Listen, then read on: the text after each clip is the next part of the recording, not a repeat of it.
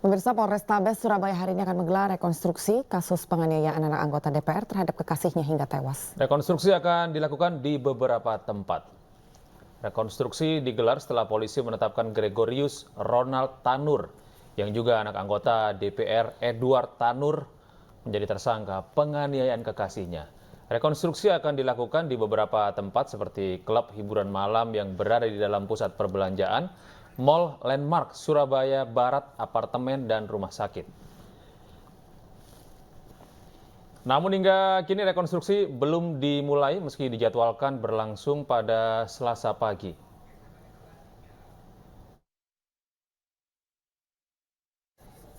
Dan pemirsa, untuk mengetahui informasi lebih lanjut terkait rekonstruksi penganiayaan terhadap pacar yang dilakukan oleh anak anggota DPR, kita terhubung dengan rekan kami Hari Tambayong di tempat kejadian perkara penganiayaan di Mall Landmark Surabaya. Selamat siang, Hari. Apakah proses rekonstruksi sudah dimulai saat ini?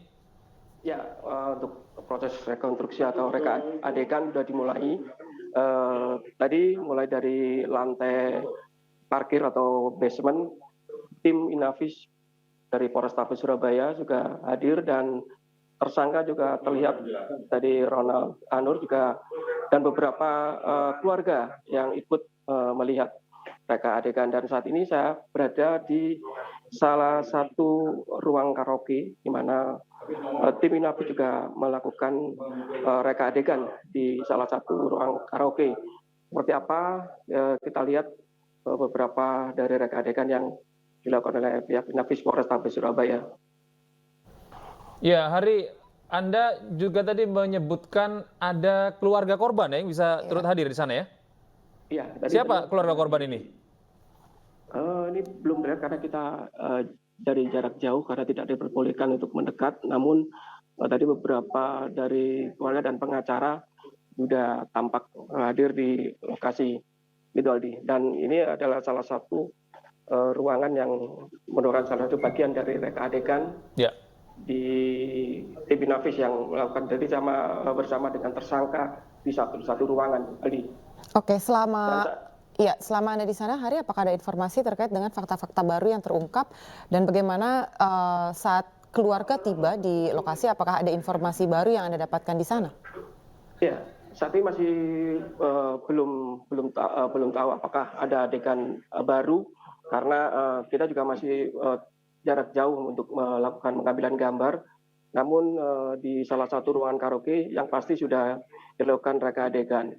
Dan tadi tim Inavis juga bersama tersangka menggelar adegan untuk tersangka Ronald Tanur yang tadi juga sempat diperagakan di dalam ruangan karaoke di Black Hole ini, Aldi. Ya, Hari. Beberapa saat yang lalu, tim Inavis kembali berada di basement atau tempat parkir yang dari awal datang di lokasi, Aldi. Ya, Hari, ini akan ada berapa titik yang digunakan sebagai lokasi rekonstruksi? Ada empat lokasi rencananya. Satu tadi di salah satu resto di Ciwok di Citraland, kemudian yang kedua di tempat ini yang saya laporkan yaitu di rumah karaoke Black Hole. Situ tim Inavis melakukan adegan di dalam ruangan salah satu ruang karaoke, ada tersangka dan juga korban saat itu berada di sana. Itu, Aldi. Iya, baik, terima kasih Hari atas informasi Anda. Kami terus menanti informasi terbaru dari Anda. Selamat siang.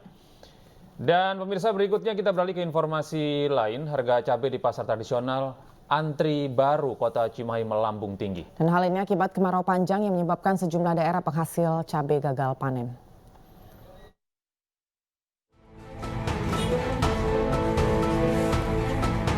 Sudah beberapa pekan terakhir, harga komoditas jenis cabai terus merangkak naik. Di pasar tradisional Antri Baru Kota Cimahi, semua jenis cabai mengalami kenaikan signifikan sejak memasuki kemarau panjang. Di antaranya cabai rawit merah dari sebelumnya Rp25.000 menjadi Rp58.000 per kilogram. Cabai rawit hijau sebelumnya Rp28.000 menjadi Rp48.000 per kilogramnya. Dan cabai keriting merah sebelumnya Rp25.000 menjadi Rp40.000 per kilogram. Rata-rata kenaikan harga cabai ini sekitar Rp20.000 hingga Rp30.000 dari harga semula. Kondisi itu berdampak terhadap omset yang mengalami penurunan sehingga harus melakukan berbagai siasat, salah satunya dengan mengurangi pembelian dari biasanya. Kondisi cabai sekarang lumayan agak naik, soalnya kemarau, harganya lumayan lah agak tinggi gitu, susah barangnya, jadi pengiriman agak kurang, harga mulai naik, soalnya dari kebunnya mulai berkurang. Nah sekarang setelah kemarau panjang, mahal, apalagi sekarang ekonomi sekarang tuh sulit.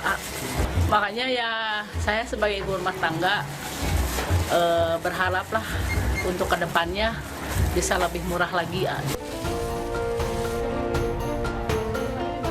Para pedagang dan juga pembeli berharap musim kemarau segera berakhir dan harga kebutuhan pokok di pasar segera kembali stabil. Dari Kota Cimahi, Yuwono Wahyu, iNews melaporkan.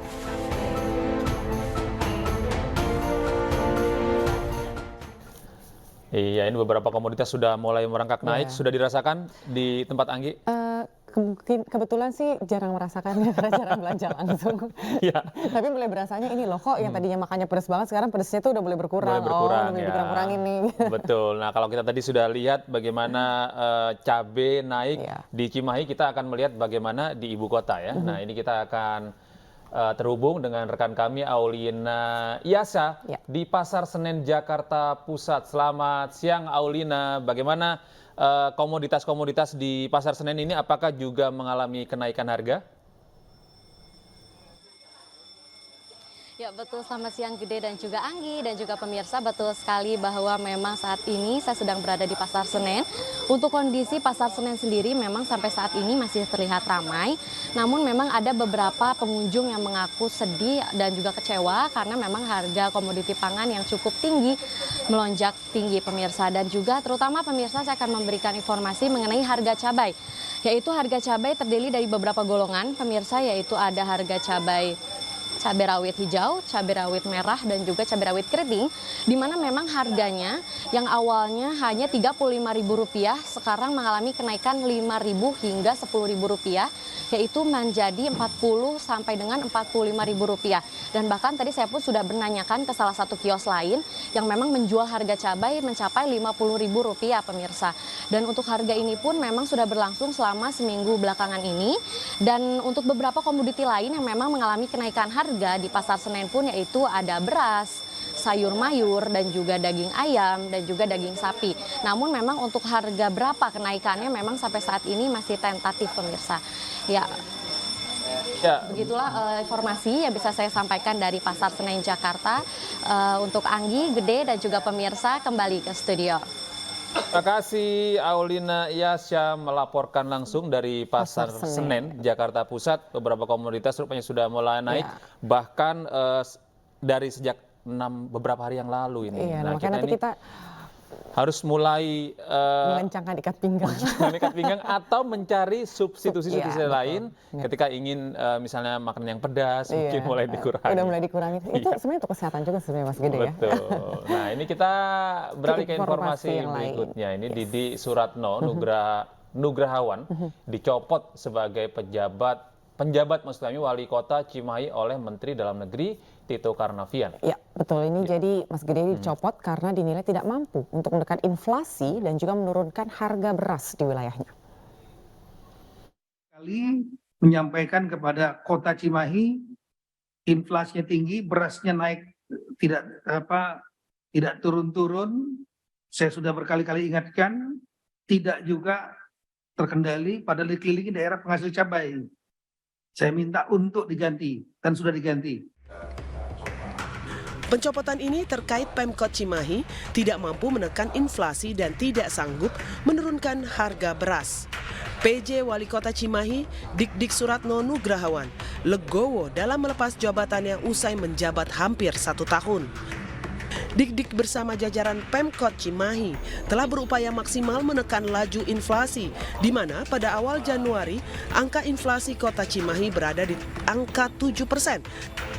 Dan saat ini sudah 2,30% lebih rendah dari rata-rata inflasi Jawa Barat yang mencapai 2,35%.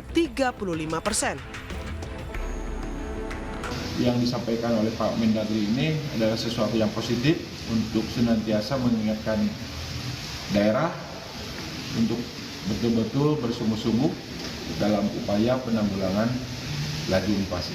Inflasi man-to-man ini sebetulnya relatif kita memiliki tren yang menurun karena di awal Januari kita berada di angka 7% ya. Saat ini kita sudah 2,3.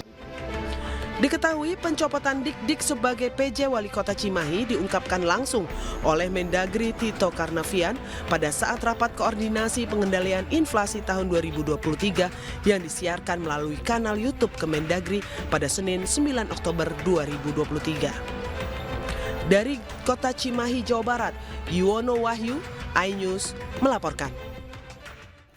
Baik pemirsa, untuk mengetahui informasi lebih lanjut, saat ini kita telah terhubung dengan rekan kami Yuwono di Balai Kota Cimahi, Jawa Barat. Ya, silakan Yuwono informasinya terkait dengan pencabutan Didik dari PJ Wali Kota Cimahi. Selamat siang, Anggi dan Gede. Dapat saya laporkan, pasca pencopotan Didik oleh Menteri Dalam Negeri gara-gara nilai inflasi Cimahi tinggi dan harga beras sembako tinggi. Suasana di Pemkot Cimahi berjalan normal. Bahkan sempat tadi pagi Didik mengadakan apel, namun Didik enggan memberikan keterangan. Pencopotan Didik ini bagaikan 3 wali kota sebelumnya yang bermasalah. Nah, Didik ini sebetulnya hanya tinggal 12 hari menjadi PJ. Tanggal 12 Dik-Dik itu sudah habis. Namun setelah Mendagri mengeluarkan pencopotan ini, akhirnya catatan hitam kembali lagi terjadi di Cimahi. Karena semuanya bermasalah gitu, Anggi dan Gede. Hingga saat ini harga sembako di Kota Cimahi, baik cabai, beras itu masih tinggi. Ya. Cimahi adalah kota kecil yang hanya 3 kecamatan, namun tingkat inflasinya tinggi. Dik-Dik mengakui bahwa inflasi 7% itu terjadi pada bulan Juni. Bahkan hingga akan Oktober ini, nilai inflasinya turun menjadi 3,5 gitu, Anggi dan Gede. Iya, kira-kira apa yang menyebabkan inflasi ini cukup tinggi di sana? Jadi gini, Gede. Cimahi merupakan kota lintas. Cimahi tidak punya produksi sawah, tidak punya produksi sayuran.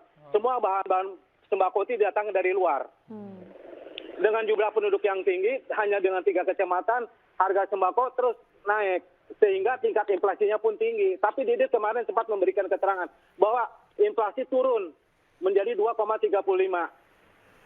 Informasi terakhir tadi pagi, dan dia tidak mau secara langsung, bahwa dia berhasil menurunkan tingkat inflasi menjadi 2,35.